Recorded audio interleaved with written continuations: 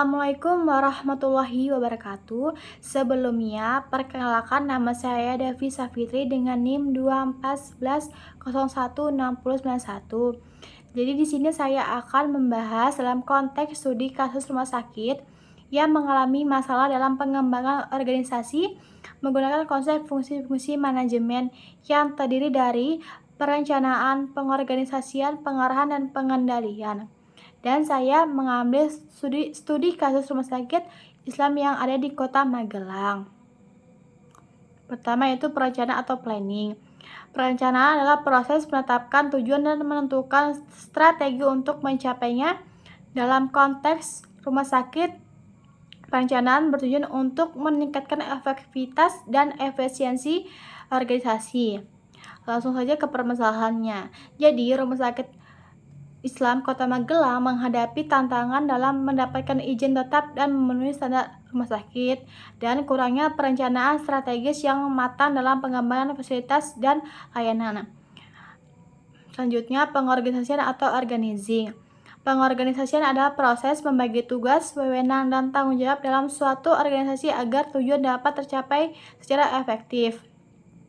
Permasalahannya yaitu struktur organisasi rumah sakit Islam Kota Magelang mengikuti model yayasan, tetapi koordinasi antar organ masih perlu diperbaiki. Dan pembagian tugas antar dewan pembina, dewan pengurus, dan dewan pengawas belum berjalan optimal.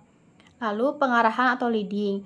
Pengarahan adalah upaya untuk memotivasi, mengarahkan, dan membimbing sumber daya manusia agar bekerja sesuai dengan tujuan organisasi. Kepermasalahannya yaitu pertama, kepemimpinan dalam Rumah Sakit Islam Kota Magelang masih menghadapi tantangan dalam meningkatkan kualitas pelayanan dan profesionalisme tenaga medis, dan kurangnya pelatihan bagi tenaga medis dan manajemen rumah sakit.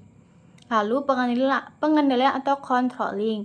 Pengendalian adalah proses evaluasi dan monitoring terhadap implementasi strategi serta kinerja organisasi agar sesuai dengan rencana yang telah ditetapkan.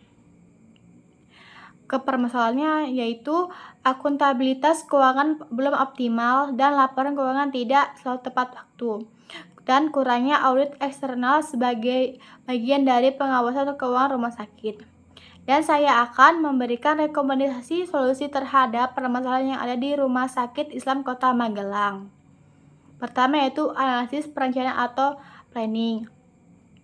Contoh solusinya yaitu menyusun rencana jangka panjang yang berorientasi pada peningkatan fasilitas rumah sakit, layanan medis, serta kepatuhan terhadap regulasi kesehatan, dan mengembangkan strategi untuk menarik lebih banyak pasien dan meningkatkan kepercayaan masyarakat. Kedua yaitu analisis pengorganisasian atau organizing. Contoh solusinya yaitu menyusun ulang pembagian tugas dan tanggung jawab dengan lebih jelas agar tidak terjadi tumpang tindih kewenangan, dan mengoptimalkan peran Dewan Pengawas dalam memastikan implementasi kebijakan berjalan sesuai visi dan misi yayasan. Ketiga, pengarahan atau leading. Contoh solusinya, pertama, meningkatkan kapasitas kepemimpinan dengan mengadakan pelatihan manajemen bagi para pemimpin rumah sakit, dan memberikan motivasi dan insentif bagi tenaga medis serta staf administrasi untuk meningkatkan kinerja. Lalu ada pengendalian atau controlling. Contoh solusinya, mengadopsi sistem audit eksternal secara berkala untuk meningkatkan transparansi keuangan dan memastikan laporan keuangan dibuat secara rutin dan akurat serta diawasi oleh Dewan Pengawas untuk meningkatkan akuntabilitas. Jadi kesimpulannya itu, dengan menerapkan fungsi-fungsi manajemen secara optimal, Rumah Sakit Islam Kota Magelang dapat memperbaiki sistem pengelolaannya, meningkatkan akuntabilitas, dan mempercepat pengembangan rumah sakit.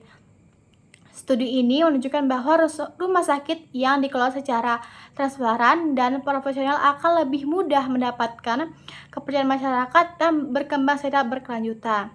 Itu saja penjelasan dari saya. Sekian, wassalamualaikum warahmatullahi wabarakatuh.